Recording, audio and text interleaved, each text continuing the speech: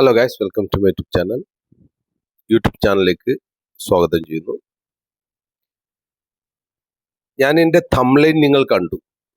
എന്താണ് തംബ്നെയിലിൽ ഞാൻ കൊടുത്തിട്ടുള്ളത്? രണ്ട് കുട്ടികൾ, ഒരു 19 വയസ്സായ പെണ്ണ് ബിഗ് ബോസിൽ കുറച്ച് ദിവസം ഉണ്ടായിരുന്നു എന്നാ പറയുന്നത് കേട്ടത്. ഏതോ സ്ഥലത്ത് എയർപോർട്ടിൽ വെച്ചിട്ട്, സ്ഥലമൊക്കെ നിങ്ങൾക്ക് എന്തിലേറെ നിങ്ങൾക്കറിയാം, യൂട്യൂബിൽ നിറയെ വന്നൊരു വിഷയമാണ്. ആ കുട്ടീൻ്റെ ഉമ്മയാകട്ടെ പർദ്ദയൊക്കെ ഇട്ടിട്ടുണ്ട്. പർദ്ദയിട്ടൊരു വീഡിയോ ചെയ്യുന്ന രംഗങ്ങളൊക്കെ പലതുണ്ട്.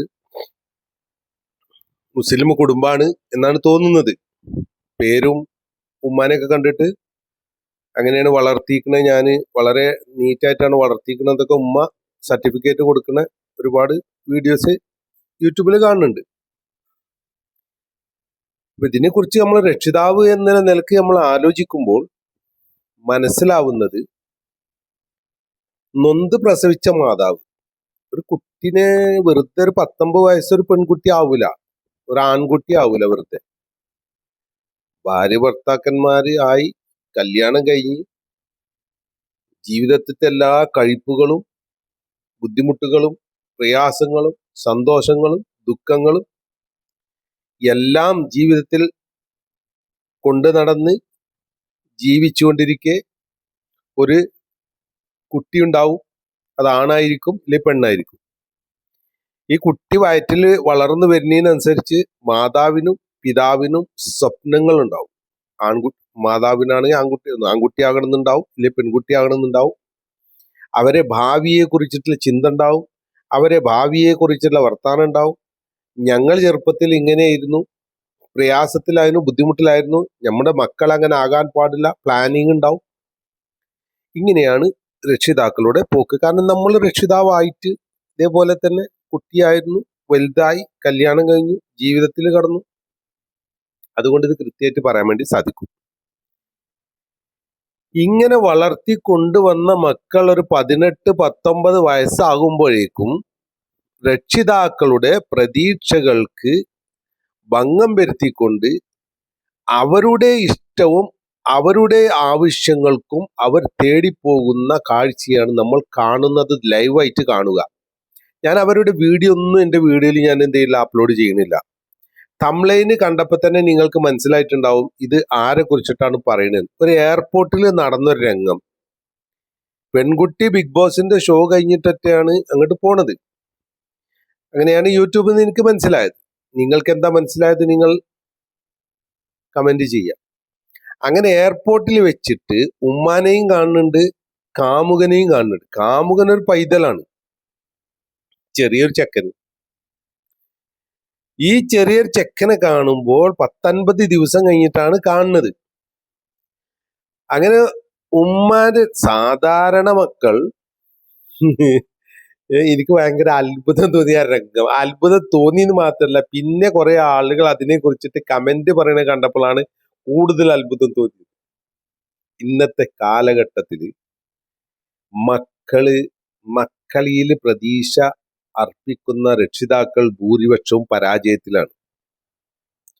ഭൂരിപക്ഷം രക്ഷിതാക്കളും പരാജയത്തിലാണ്. നിങ്ങൾ പോറ്റി വളർത്തി അവർക്ക് വേണ്ടുന്ന എല്ലാ സംഗതികളും ചെയ്തു കൊടുത്ത്, മനസ്സിൽ ആഗ്രഹമുണ്ടാവും നല്ലൊരു വരനെ തേടിങ്ങാണ്ട് എൻ്റെ മകൾക്ക് കൊടുക്കണം, ഇല്ലേ നല്ലൊരു മകളെ തേടിങ്ങാണ്ട് മരുമകളാക്കി കൊണ്ടുവരണം. ഇങ്ങനെയൊക്കെ ആണിന്റെയും പെണ്ണിന്റെയും രക്ഷിതാക്കൾക്ക് വളരെയധികം പ്രതീക്ഷകൾ ഉണ്ടാവും. ഞങ്ങൾ വയസ്സായി കഴിഞ്ഞാൽ എൻ്റെ മോന് എന്നെ നോക്കണം. വാപ്പാക്ക് ആഗ്രഹം ഉണ്ടാവും, അച്ഛൻ ആഗ്രഹം ഉണ്ടാവും, അമ്മക്ക് ആഗ്രഹം ഉണ്ടാവും, എൻ്റെ മോൻ എന്നെ നോക്കണം. എന്തുകൊണ്ട് നോക്കണം? അവരുടെ ബാധ്യതയാണ്, കടമയാണ്, വെറുതെ അല്ല. മക്കളുടെ കടമയാണ് അനുസരിക്കലും അവർക്ക് ഒത്താശ ചെയ്തു കൊടുക്കലും. എന്തുകൊണ്ട്? ഈ മക്കൾ ഒരു സുപ്രഭാതത്തിൽ പൊട്ടിമുളച്ച 19-20 വയസ്സായവരല്ല. അവരെ പോറ്റി വളർത്തി പ്രയാസത്തിന്റെ മേൽ പ്രയാസപ്പെട്ടിട്ടാണ് ഒരു മാതാവ് ഗർഭം ചുമക്കുന്നത്.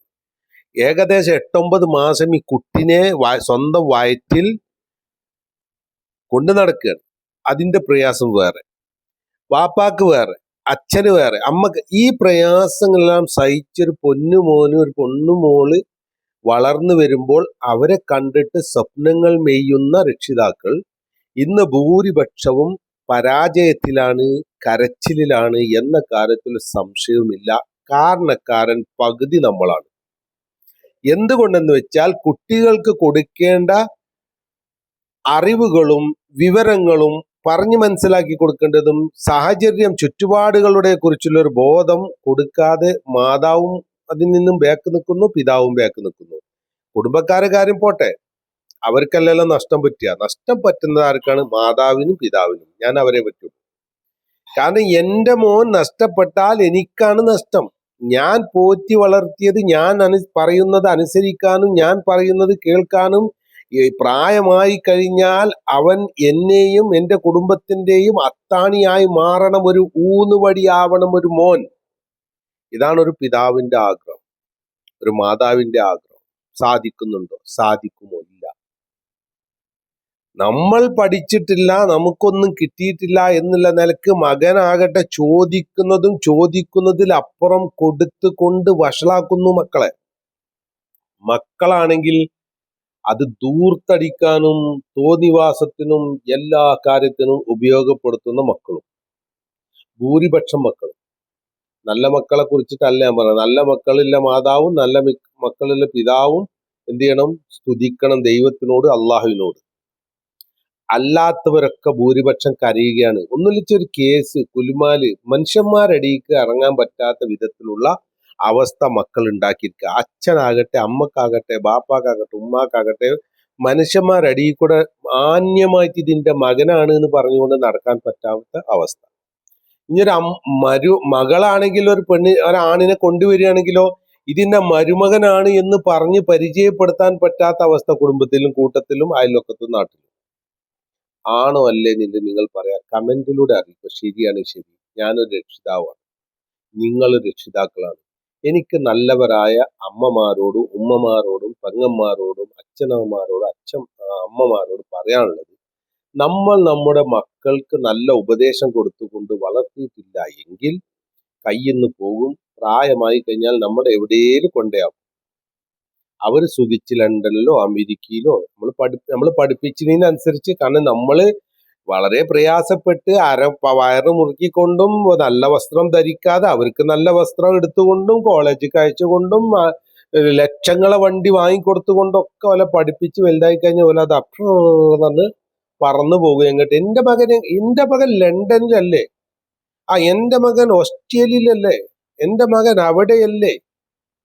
നിങ്ങൾ വയസ്സായി ചുമച്ചൊരു മരുന്ന് വാങ്ങിത്തരാൻ വരെ പോവാൻ നിങ്ങളെ വീട്ടിൽ നിങ്ങൾക്ക് നിങ്ങളെ മക്കൾ കിട്ടുകയില്ല.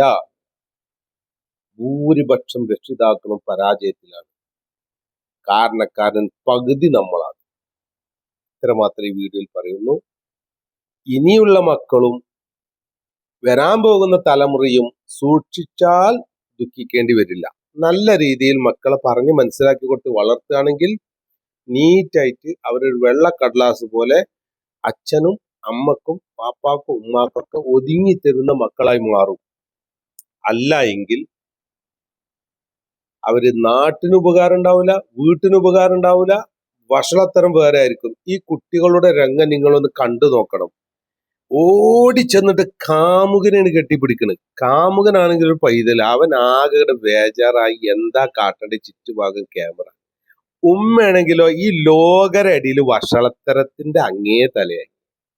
എന്നിട്ട് ഇപ്പോൾ പൂവ് കൊണ്ടുപോയി കൊടുക്കേണ്ടത് ഉമ്മാക്ക്, പിന്നെ അത് ഉമ്മ മൈൻഡ് ചെയ്യാതെ അങ്ങനെ നടന്നു പോകുന്നുണ്ട്. വഷളത്തരം ലോകം മുഴുവൻ അത് കണ്ടു. കാരണക്കാരൻ നിങ്ങൾ.